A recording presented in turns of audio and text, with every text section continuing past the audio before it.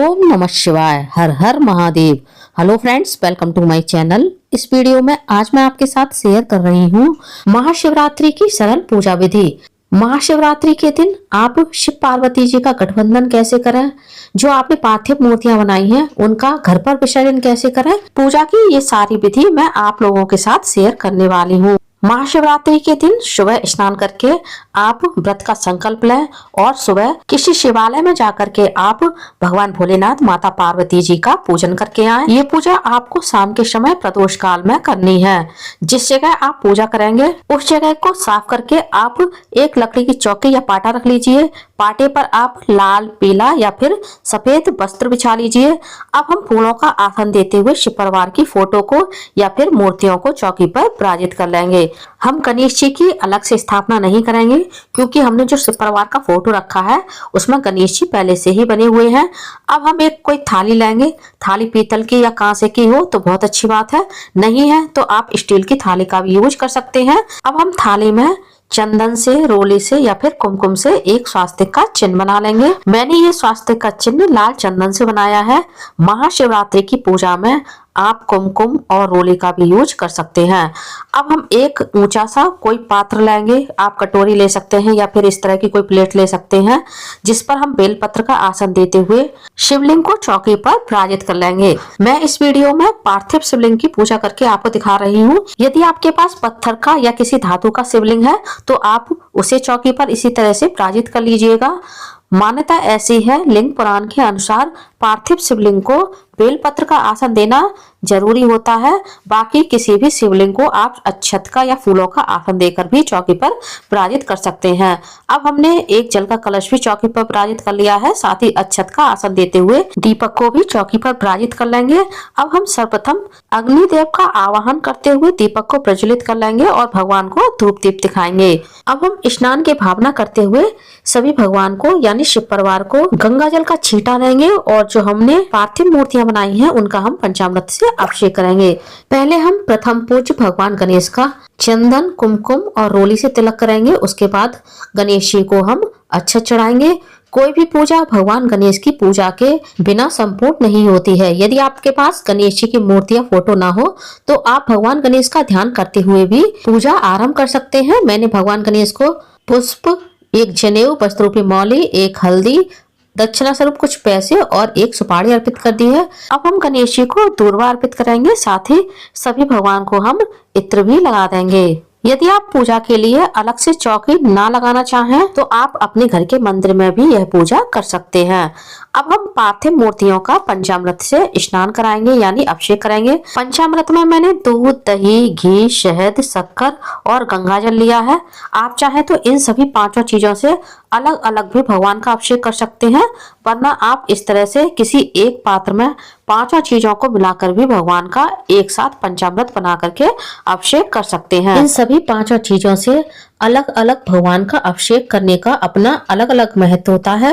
महाशिवरात्रि के दिन शिवालय में बहुत ज्यादा भीड़ होती है, तो आप इसी तरह से पंचामृत बना करके शिवालय में ले जाएं और भगवान का अभिषेक करें। पंचामृत आपको हमेशा स्टील के या फिर चांदी के पात्र में ही बनाना है। तांबे का या फिर पीतल का पात्र आपको पंचामृत के लिए यूज नहीं करना है। अब हम मन में भगवान का ध्यान करते हुए भगवान भोलेनाथ का और माता पार्वती का अभिषेक करेंगे। पंचामृत से अभिषेक कराने के बाद हमें एक बार फिर से जल से या फिर गंगा जल से अभिषेक कराना है।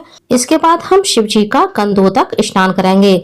जल में थोड़ा सा चंदन मिला करके शिव जी का जो अभिषेक किया जाता है उसे गंधोदक स्नान बोला जाता है। जो लोग नहीं जानते हैं उनको मैं ये बता देती हूँ। अब हम भगवान भोलेनाथ को चंदन से तिलक कराएंगे, अक्षत चढ़ाएंगे, काले तिल चढ़ाएंगे, हरी मूंग की दाल, काले उड़द की दाल चढ़ा देंगे। इसके बाद हम भांग चढ़ाएंगे। मैं ये सूखी भांग चढ़ा रही हूँ। आपको यदि हरी भांग मिल जाती है तो आप इस तरह की हरी भांग भी चढ़ा सकते हैं। अब हम एक धतूरा, कुछ शमी पत्र भी चढ़ा देंगे। यदि आपको इनमें से कोई चीज नहीं मिलती है तो आपको निराश होने की आवश्यकता नहीं है। आप केवल एक कलश जल और एक बेलपत्र चढ़ाकर भी भगवान भोलेनाथ की महाशिवरात्रि की पूजा कर सकते हैं।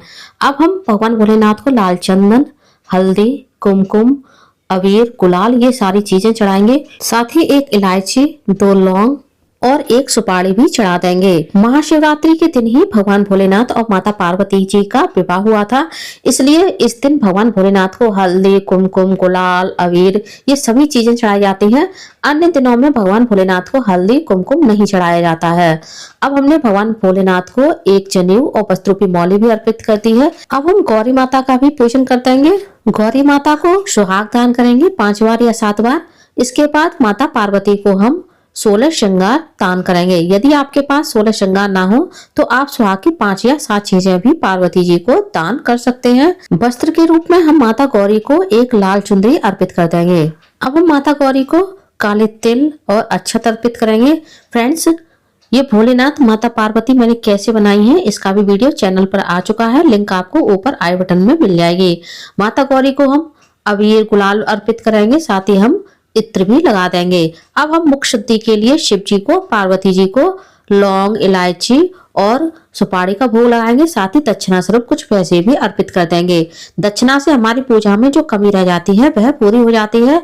माता गौरी को हम लाल पुष्प अर्पित करेंगे और एक बेलपत्र शिव जी को और एक बेलपत्र हम गौरी मैया को अर्पित कर देंगे। बेलपत्र पर आप पीला चंदन लगाकर ही अर्पित कीजिएगा। आप बेलपत्र पर पीले चंदन से राम नाम भी लिख सकते हैं। मैंने आक के पत्ते पर राम नाम लिख करके भगवान भोलेनाथ को अर्पित किया है। शिव जी को आंकड़े के, मदार के, अपराजिता के फूल अति प्रिय होते हैं। यदि आपको ये फूल ना मिल पाए तो आप इन पेड़ों के पत्ते भी भगवान को अर्पित कर सकते हैं। इन पुष्पों के पत्र चढ़ाने से भी भगवान भोलेनाथ उतने ही प्रसन्न होते हैं जितना कि पुष्प चढ़ाने से प्रसन्न होते हैं। अब हम सभी को पुष्प भी अर्पित कर देंगे। शिवरात्रि वाले दिन आप भगवान भोलेनाथ को कोई भी फूल अर्पित कर सकते हैं। मैंने भगवान भोलेनाथ को आंकड़े के पत्तों की एक माला अर्पित की है। आप आंकड़े के पत्तों की जगह फूलों की माला भी भगवान को अर्पित कर सकते हैं। इसके बाद आपने भोग प्रसाद के लिए जो भी मिठाई ली है वो भी अर्पित कर देंगे। यदि मान लीजिए आपके पास भोग के लिए कोई मिठाई नहीं है तो आप बतासा, चीनी, मिश्री या फिर गुड़ का भी भोग लगा सकते हैं। इस दिन ना तो आपको भगवान को अन्न का भोग लगाना है, ना ही स्वयं भी अन्न खाना है। अब हम भोग में जो फल लेंगे उनका भी भोग लगा देंगे। इस दिन आप हो सके तो बेर का भोग जरूर लगाइएगा। महाशिवरात्रि के दिन बेर का भोग लगाने का विशेष महत्व माना जाता है। अब हम हाथ में कुछ अक्षत और पुष्प लेंगे और महाशिवरात्रि व्रत कथा को पढ़ेंगे या फिर सुनाएंगे। जब हमारी कथा पूरी हो जाएगी तो पुष्प और अक्षत हम शिव जी और माता पार्वती के चरणों में समर्पित कर देंगे और भगवान के चरण स्पर्श करेंगे। इसके बाद हम माता पार्वती और शिव जी का गठबंधन करेंगे। शिव पार्वती गठबंधन आप इस तरह की मौली से भी कर सकते हैं या फिर कच्चे सूत का जो धागा आता है उससे भी कर सकते हैं। गठबंधन करते हुए आपको मन ही मन शिव पार्वती जी का ध्यान करना है और अपनी मनोकामना को भी बोलना है। शिव जी और पार्वती जी का गठबंधन करने से सभी प्रकार की मनोकामनाएं पूरी होती हैं। आप शिव पार्वती गठबंधन घर पर भी कर सकते हैं और आप चाहें तो मंदिर में भी कर सकते हैं। मंदिर में ज्यादातर पार्वती जी शीशे में होती हैं तो गठबंधन नहीं हो पाता है, तो आप इस तरह से घर पर शिव पार्वती गठबंधन कर सकते हैं। गठबंधन करने के बाद दोनों साइड के धागे आप गिनकर देख लीजिए, 7-7 धागे होने चाहिए, क्योंकि ऐसा भी हो सकता है फेरे लगाते हुए हमारा ध्यान भटक जाए और हम फेरे की गिनती भूल जाएं। इसलिए आपको दोनों साइड के धागे गिन करके देख लेने चाहिए। अब जिन लोगों के पास शिवलिंग है, पार्वती जी नहीं है, तो आप इस तरह से मिट्टी की यानी पार्थिव पार्वती जी बनाकर भी गठबंधन कर सकती हैं। जैसा कि हम सभी जानते हैं पार्थिव मूर्तियों का विशेष महत्व होता है, तो आप मन में किसी प्रकार की शंका न रखें, आप पार्थिव मूर्तियों का भी गठबंधन कर सकते हैं। अब हम आरती करेंगे। मैं कपूर से आरती कर रही हूँ, आप ये आरती घी के दीपक से भी कर सकते हैं। पहले हम गणेश जी की आरती करेंगे, उसके बाद शिव जी की, पार्वती जी की और कार्तिकेय जी की भी आरती करेंगे। जब हमारी आरती पूरी हो जाएगी तो आरती हम पहले भगवान को देंगे, उसके बाद हम स्वयं आरती लेंगे और आरती की अग्नि को शांत करेंगे। इसके बाद हम गौरी माता को सुहाग देंगे और उनसे सुहाग लेंगे। गौरी माता को 5 बार या 7 बार सुहाग दान करना चाहिए। यदि आप 5 बार सुहाग दान करते हैं तो आपको 3 बार सुहाग लेना है, और यदि आप माता गौरी को 7 बार सुहाग दान करते हैं तो आपको सुहाग 5 बार लेना है। 2 बार गौरी माता पर अपना सुहाग उधार छोड़ना होता है।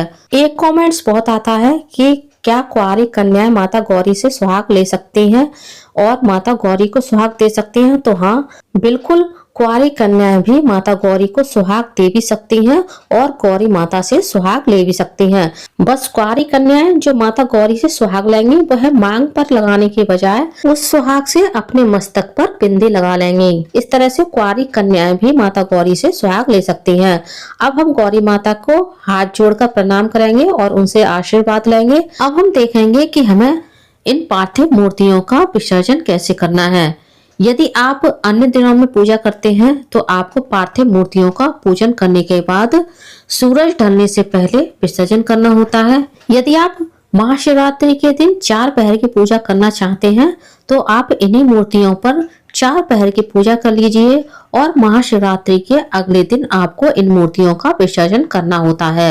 यदि मान लीजिए आप 4 पहर की पूजा नहीं करना चाहते हैं, आपने केवल प्रथम पहर की ही पूजा की है, तो आप चाहें तो उसी दिन पूजा की थोड़ी देर बाद इन पार्थिव मूर्तियों का विसर्जन कर सकते हैं, वरना आप अगले दिन तो इन पार्थिव मूर्तियों का विसर्जन कर ही सकते हैं। महाशिवरात्रि व्रत की चौकी कैसे बढ़ानी है वह विधि मैं आपके साथ इस वीडियो में शेयर नहीं कर रही हूँ। पार्थिव शिवलिंग का हमें घर पर विसर्जन कैसे करना चाहिए वही विधि मैं आप लोगों के साथ शेयर कर रही हूँ। सबसे पहले आप एक बड़ा सा कोई पात्र ले लीजिए जिसमें मूर्तियां आराम से बैठ जाएं। आप विसर्जन के लिए कोई डब्बा, बाल्टी या फिर टब भी ले सकते हैं। सबसे पहले हम बर्तन में डालेंगे गंगा जल। उसके बाद इस पात्र को हम शुद्ध जल से ऊपर तक भर लेंगे। हमें पात्र को इतना ऊपर तक भरना है कि मूर्तियां आराम से उसमें डूब जाएं, तभी वह विसर्जन माना जाता है। अब हम शिव जी को और गौरी माता को प्रणाम करेंगे और उनका इस जल में विसर्जन कर देंगे। आप चुंदरी का विसर्जन करना चाहें तो गौरी माता के साथ चुंदरी का भी विसर्जन कर सकती हैं, वरना आप चुंदरी को पूजा में यूज कर सकती हैं। अब हम इस तरह से गौरी माता को धीरे से भक्तिभाव से शिव जी के साथ गंगा जल में प्रवाहित कर देंगे। आप चाहें तो बंधन को निकाल भी सकते हैं, वरना आप बंधन सहित ही शिव जी और पार्वती जी को गंगा जल में विसर्जित कर सकते हैं। इस जनेऊ को आप किसी पंडित को दान कर सकते हैं। यदि आपके घर में कोई जनेऊ पहनता हो तो आप उसे भी दे सकते हैं। उम्मीद करती हूँ फ्रेंड्स महाशिवरात्रि की मेरी ये सरल सी पूजा विधि आप लोगों को पसंद आई होगी। पूजा विधि कैसी लगी कमेंट्स करके जरूर बताइएगा। और यदि आप मेरे चैनल पूनम की आस्था पर पहली बार आए हैं तो प्लीज चैनल को सब्सक्राइब कर लीजिए। वीडियो को ज्यादा से ज्यादा लाइक कीजिए, शेयर कीजिए, साथ ही बेल आइकन को प्रेस कर दीजिए ताकि हमारे आने वाली सारी लेटेस्ट वीडियो की नोटिफिकेशन आप लोगों को टाइम से मिल सके। कॉमेंट्स बॉक्स में हर हर महादेव माता पार्वती की जय अवश्य लिखिएगा। धन्यवाद फ्रेंड्स। हर हर महादेव माता पार्वती की जय। जय माता दी।